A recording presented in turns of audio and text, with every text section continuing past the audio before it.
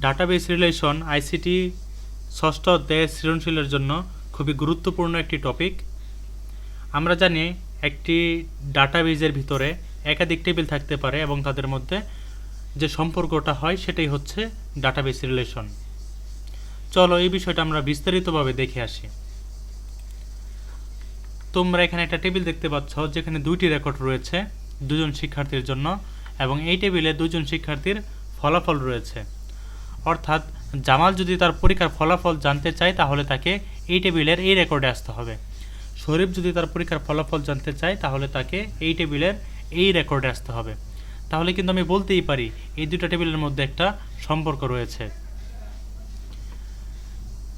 তাহলে আমরা সংজ্ঞা হিসাবে লিখতে পারি একটি ডাটাবেজের টেবিলগুলোর মধ্যে পারস্পরিক সম্পর্ককে ডাটাবেজ রিলেশন বলে।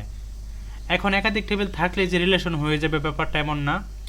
রিলেশন হইতে গেলে কয়েকটি শর্ত রয়েছে, তোমাকে অবশ্যই চেক করে দেখতে হবে যে শর্তগুলো পূরণ হয়েছে কিনা। তো চলো আমরা প্রথমে একবার শর্তগুলো দেখে আসি, তারপর আমরা এগুলো একটা একটা করে বুঝবো। তো এখানে আমরা তিনটি শর্ত দেখিয়েছি, চলো আমরা এই তিনটি শর্ত একটা একটা করে বোঝার চেষ্টা করি। প্রথমে যেটা বলা হয়েছে দুইটি টেবিলের মধ্যে একটি কমন ফিল্ড থাকতে হবে। দেখো এই টেবিলের মধ্যে যে ফিল্ডগুলো রয়েছে এগুলোর মধ্যে রুল নামে আমরা একটা ফিল্ড দেখতে পাচ্ছি, এবং এই টেবিলের মধ্যে এই রুলটা আবার রয়েছে। তাহলে কিন্তু আমি বলতে পারি এই দুটি টেবিলে কমন ফিল্ড হচ্ছে রুল। অর্থাৎ এমন একটা ফিল্ড থাকতে হবে যেটা এই টেবিলেও আছে এবং এই টেবিলেও রয়েছে। তো প্রথম শর্ত অনুযায়ী এখানে রুল হচ্ছে কমন ফিল্ড। তাহলে তিনটা শর্তের মধ্যে প্রথম শর্ত কিন্তু আমাদের পূরণ হয়েছে। এবার বাকি শর্তগুলো আমরা চেক করব।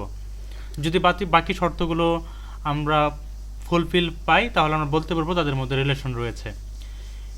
একটি টেবিলে সেই কমন ফিল্ডটি প্রাইমারি কি, অর্থাৎ আমরা যেটাকে প্রাইমারি কি হিসেবে সেট করেছি সেটাকে একটা টেবিলে প্রাইমারি কি কি হতে হবে। তাহলে খেয়াল করো এই টেবিলের ক্ষেত্রে প্রাইমারি কি হচ্ছে রুল। প্রাইমারি কি এবং ফরেন কি নিয়ে কিন্তু আমরা অলরেডি এই প্লেলিস্টে আলোচনা করেছি। তবে যদি এগুলো না জানো তাহলে সেই ভিডিওটি দেখে আসো। তো বলা হয়েছে একটি টেবিলে সেই কমন ফিল্ডকে প্রাইমারি কি এবং অন্য টেবিলে তা ফরেন কি হতে হবে। দেখো আমরা জানি একটা টেবিলের প্রাইমারি কি যখন আমরা অন্য একটা টেবিলে ইউজ করি সেটা হয়ে যায় ফরেন কি। তাহলে এখানে কিন্তু দ্বিতীয় শর্তটা ফুলফিল করলো, অর্থাৎ এই টেবিলের ক্ষেত্রে এটা প্রাইমারি কি এবং এই টেবিলে সেটা ফরেন কি। উভয় টেবিলের কমন ফিল্ড ডাটা টাইপ একই হতে হবে। তো আমরা যেহেতু ডাটা টাইপ নিয়ে এখন আলোচনা করিনি, এই বিষয়টা তোমার কাছে অস্পষ্ট মনে হতে পারে। আমরা শীঘ্রই আগামী কয়েকটি ভিডিওর মধ্যেই ডাটা টাইপ নিয়ে আলোচনা করব। তো আপাতত তুমি শুধু দুইটা বিষয় দেখো, দুইটি টেবিলের মধ্যে একটি কমন ফিল্ড থাকতে হবে এবং সেই কমন ফিল্ডটি প্রাইমারি কি এবং অন্য একটা টেবিলে তা ফরেন কি হতে হবে।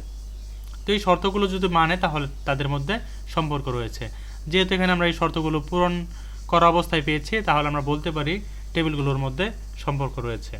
তো আমরা জানলাম ডাটাবেস রিলেশন কি এবং ডাটাবেস রিলেশনের শর্তগুলো কী কী। এইবার হচ্ছে ডাটাবেস রিলেশনগুলো কয়ভাবে হতে পারে। সাধারণত টেবিলগুলোর মধ্যে রিলেশন তিনভাবে হতে পারে। একটা হচ্ছে ওয়ান টু ওয়ান রিলেশন, একটা হচ্ছে ওয়ান টু মেনি রিলেশন এবং অপরটি হচ্ছে মেনি টু মেনি রিলেশন। তোমাকে এখন এই বিষয়গুলো সম্পর্কেও জানতে হবে। তো চলো আমরা শুরু করি প্রথম এক্সাম্পলের মাধ্যমে।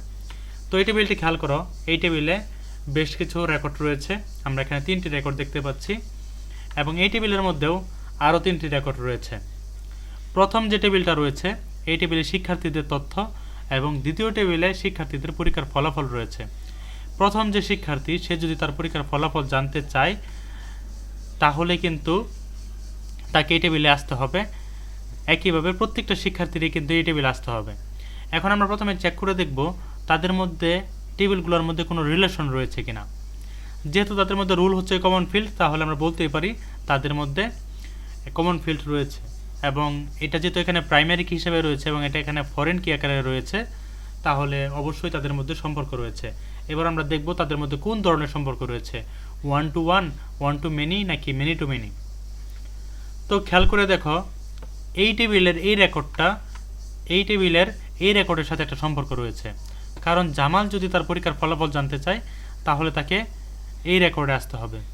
একইভাবে শরীফ যদি তার পরীক্ষার ফলাফল জানতে চায় তাহলে তাকে এই রেকর্ডে আসতে হবে, এবং রিফাত যদি তার পরীক্ষার ফলাফল জানতে চায় তাহলে তাকে এই রেকর্ডে আসতে হবে। তার মানে এই টেবিলের একটা রেকর্ড অন্য একটা টেবিলের একটা রেকর্ডের সাথে সম্পর্ক রয়েছে। এই সম্পর্কের নামই হচ্ছে 1-to-1 রিলেশন। অর্থাৎ একটি টেবিলের একটি রেকর্ড অন্য একটি টেবিলের একটি রেকর্ডের সাথে সম্পর্ক থাকলে তাকে 1-to-1 রিলেশন বলে। তাহলে আমরা এখানে যে রিলেশনটা দেখতে পাচ্ছি সেটা হচ্ছে 1-to-1 রিলেশন। আশা করি বুঝতে পেরেছ। তো পরের এক্সাম্পলে আমরা যাই। এই টেবিলটা আগের টেবিলের মতোই, এখানে শিক্ষার্থীদের তথ্য রয়েছে, আর এই টেবিলের মধ্যে একজন শিক্ষার্থীর পরীক্ষার ফলাফল রয়েছে। অর্থাৎ জামালের বাংলা, ইংলিশ এবং আইসিটির পরীক্ষার ফলাফল রয়েছে। এইবার তুমি খেয়াল করে দেখো, এই টেবিলের এই রেকর্ডটা, এখানে যেটা দেখতে পাচ্ছি, এই রেকর্ডটা বাংলা, ইংলিশ, আইসিটি তিনটা রেকর্ডের সাথেই সম্পর্ক রয়েছে। কারণ শরীফ যদি তার বাংলার রেজাল্ট জানতে চায় তাহলে সে এই রেকর্ডে আসবে, ইংলিশের রেজাল্ট জানতে চাইলে এই রেকর্ডে আসবে, এবং আইসিটির রেজাল্ট জানতে চাইলে তাকে এই রেকর্ডে আসতে হবে। তার মানে একটা টেবিলের একটা রেকর্ড অন্য একটা টেবিলের একাধিক রেকর্ডের সাথে সম্পর্ক রয়েছে। এই বিষয়টাকে বলা হয় 1-to-many রিলেশন। অর্থাৎ একটি টেবিলের একটি রেকর্ড অন্য একটি টেবিলের একাধিক রেকর্ডের সাথে সম্পর্ক থাকলে সেটাকে বলা হয় 1-to-many রিলেশন। এবার আরেকটা এক্সাম্পল দেখো। এখানে আমরা একটা টেবিল দেখতে পাচ্ছি যার নাম হচ্ছে স্টুডেন্ট টেবল। এই টেবিলের ভিতরে 3টি রেকর্ড রয়েছে। এবং আরেকটা টেবিল দেখতে পাচ্ছি সেটা হচ্ছে কোর্স টেবল। অর্থাৎ তোমরা অনেক সময় দেখো যে অনলাইনে বিভিন্ন কোর্স কেনা যায়, ভিডিও ক্লাস।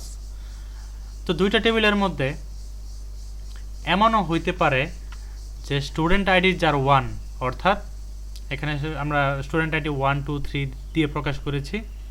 স্টুডেন্ট আইডি যার 1 অর্থাৎ জামাল, সে বাংলা কোর্সটা কিনেছে। আবার এমন হইতে পারে এই জামাল, এই ছেলেটা একই সাথে ইংলিশ কোর্সটাও কিনেছে। তাহলে টেবিলটা এরকম হবে 01, অর্থাৎ জামাল 101 কোর্স কিনেছে, অর্থাৎ বাংলা কোর্সটা কিনেছে। কারণ বাংলা কোর্সের আইডি হচ্ছে 101 এবং ইংরেজি কোর্সের আইডি হচ্ছে 107। অর্থাৎ এতটুকু দিয়ে আমরা বুঝতে পারি জামাল যে ছেলেটা রয়েছে সে 2টি কোর্স কিনেছে, এবং রোল নাম্বার 2-এ যে ছেলেটা রয়েছে শরীফ, সে একটি মাত্র কোর্স কিনেছে। এইখানে আমরা যে রিলেশনটা দেখিয়েছি এটা হচ্ছে একটা মেনি টু মেনি রিলেশন।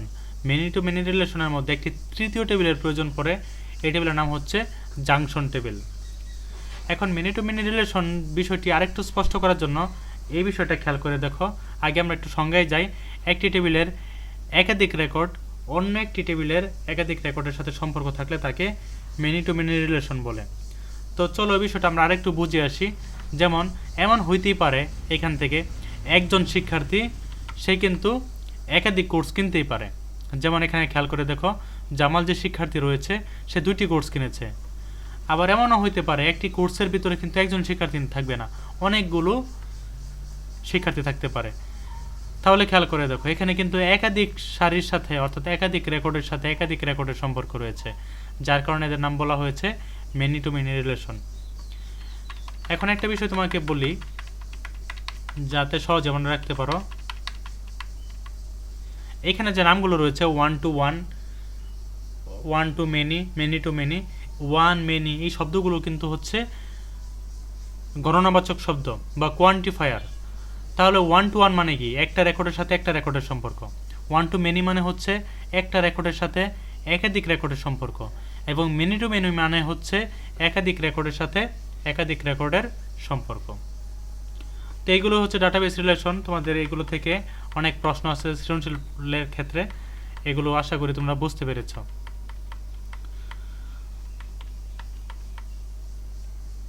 তো ধন্যবাদ ভিডিওটি দেখার জন্য।